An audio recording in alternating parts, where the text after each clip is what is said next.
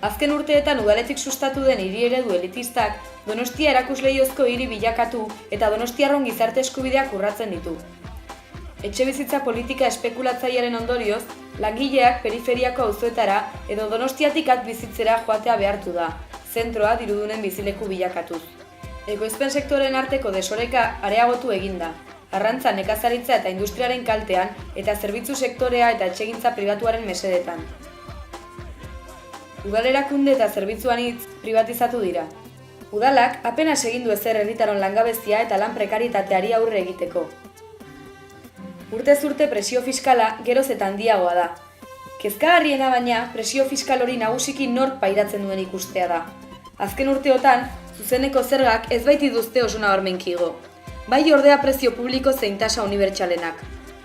Behin eta berriro ematen diren erreforma fiskalek, zeharkako zergak gailentzen dituzte zuzeneko zergen gainetik.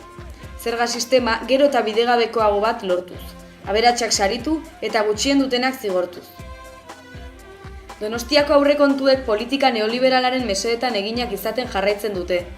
Lehentasuna antisozialak eta elitistak diren azpiegitura erraldoiek dute, beti ere gastu sozialen aurretik. Eraikuntzako enpresek, harrobiek eta lobby ekonomikoek negozioa egiten jarraitzeko planak diseinatzen dituzte. Gure proposamenak. Udal zerbitzu publikoen privatizazio joerarekin amaitu beharra dago, eta pixkanaka joera hori publifikazioran ezartzen hasi. Aurrekontu parte hartzaileak sustatu behar dira. Guztion artean bildutako zerga eta tasak herritarrei begirako neurrietan itzul daitezen. Klientelismoarekin amaitu beharra dago. Gizarte desberdintasunak murrizteko herri programa. Aldaketa politiko eta soziala beharrezkoa delako. Aldaketa hori eman dezan herri programak 11 idei eta egitasmo jasoko ditu.